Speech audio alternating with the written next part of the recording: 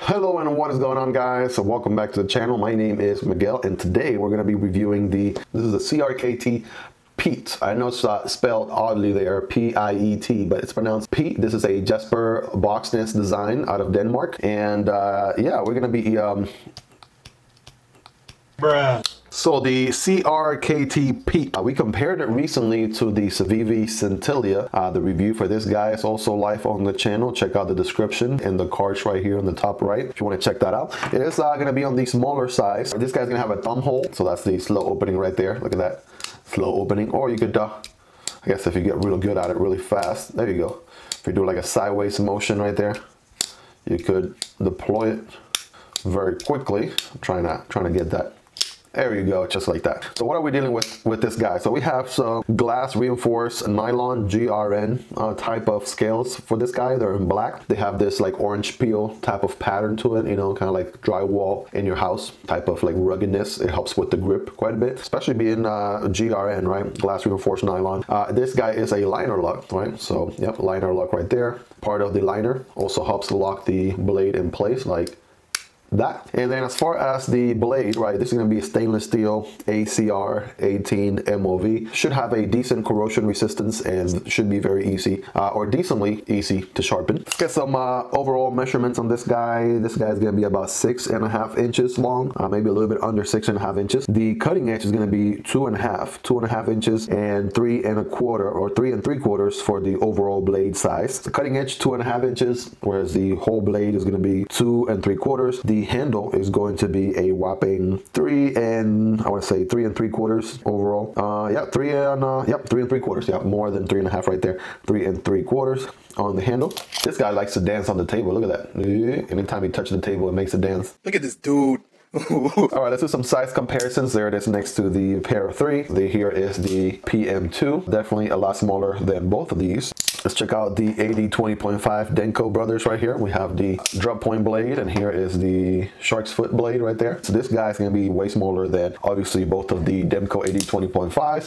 And then last but not least, let's compare it to the Wrap Model 1. There's the Wrap Model 1, and here's the Wrap Model 2. I want to say even the Wrap Model 2, which is the smaller brother, this guy right here, even the Piet is smaller than that. Yeah, that's not even compared to the Model 1 because this thing is on a whole different category. All right, let's talk the experience on this guy, right? So of course you have only one deployment option and one deployment option only on this guy. You have no flipper, no button. So this thumb hole here is your only option. So you could either open it like that with a quick open, right? Or you could take it slow, right? And just gonna enjoy the opening right there with the thumb hole. But yeah, that thumb hole is gonna be your only deployment option on this guy, which, you know, is gonna be a letdown for me personally. Now, if you're really into thumb holes, that's fine. But I kind of would have liked some other type of deployment option. I'm probably thinking, okay, Miguel, well, you can probably reverse flick this guy. Well, actually you cannot, right? Because you see the indentation that you have on this side is completely missing on the other side. So that indentation there, which helps you do the thumb deployment on the right hand, right? If you were left-handed, right? I know they have the reverse pocket clip, which is very nice, and they have that for left-handed people. But if you're left-handed, I mean, how are you possibly, I mean, you're really going to struggle a lot to get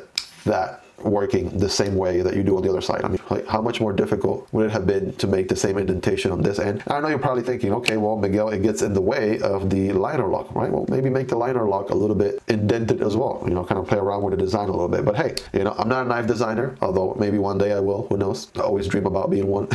We'll see. But that being said, that's probably my only gripe with this guy. Yeah, that's probably my only gripe right now is the fact that, yeah, the reverse opening right here on this guy, it's very, very sketchy. Yeah, it's not even, it is so unpredictable. It works sometimes it doesn't work.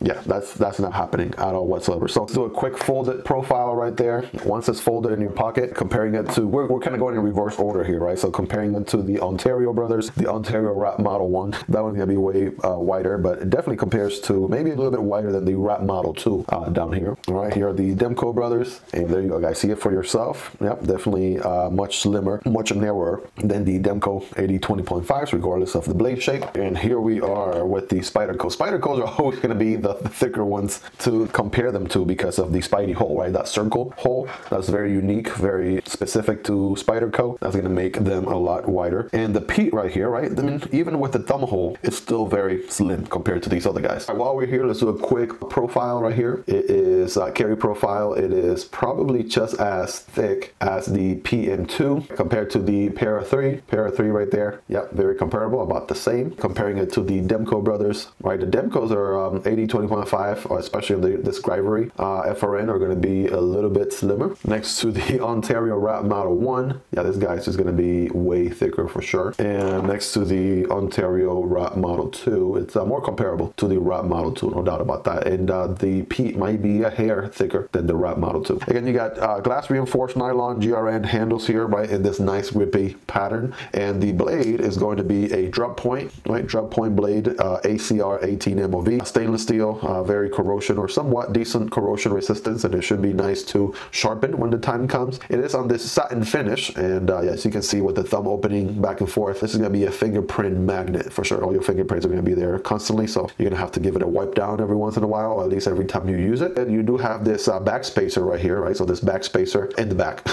Back spacer in the back. Wow, fancy talk today. You have it in blue here, like aluminum blue looking, so that kind of gives it a nice accent right there. If you're into that. Linear hole, you got a big one right there in the back, right, which can be accessible from both sides. The pocket clip is going to be very deep carry, which is very nice also, right? So the entire knife should be able to tuck away when you put it in your pocket, right? So you can see right there, no portion of the knife should be showing when you have these pocket clip right here. Very similar to the Scintilla, right? So I want to say, yeah, about the same length, and it gets the job done. It hides the knife very nice and discreet in the pocket. Let's do a quick hardware check on this guy. By the way, guys, the tools that I do use, links will be in the description. They are part of the Strabito tool set. It's very affordable, very reliable. Check them out on the affiliate links below. They do help out the channel. Highly recommend them, and that is at no extra cost to you. Let's take a look at this guy. I want to say it does have probably a TA in the pivot. Let's see if that is the case. All right, yeah, TA in the pivot. I want to say very similar to the Civivis, right? It's going to probably be T6 all the way around, right? T6, yeah, and the handle. These are recessed screws in the pocket clip, which are very, very nice, and they are T6 as well.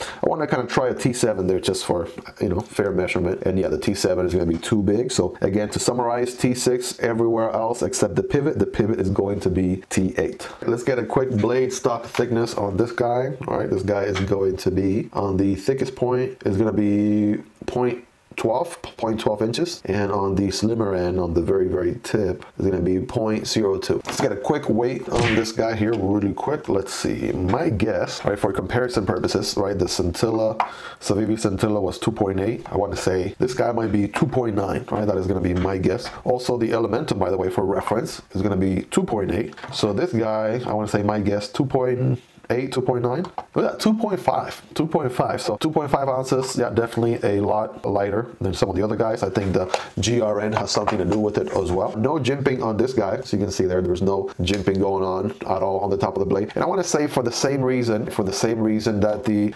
Ortis doesn't have jimping here, and for the same reason that the Fleece folding knife doesn't have jimping either. So anytime you have some sort of thumb hole deployment, right, what I found, and this is not rocket science, but especially for newbies out there, right, typically when you have some sort of thumb deployment, it's very hard to find jimping going on at the very top. It kind of weakens that spot right there a little bit. So I've seen a lot of designers, knife designs, that don't have any jimping whatsoever when the knife has some sort of thumb hole. Let's not forget about the paper cutting test. I've been EDCing this guy already for a couple of weeks, so let's see how much of an edge it has retained.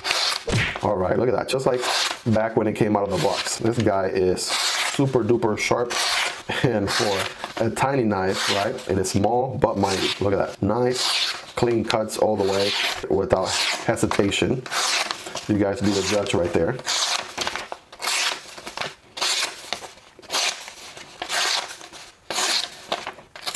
Sometimes I feel like I don't catch the sheet of paper at the right angle. That may cause it to not cut well, but look at that. Yeah, it definitely makes clean cuts, no doubt about that.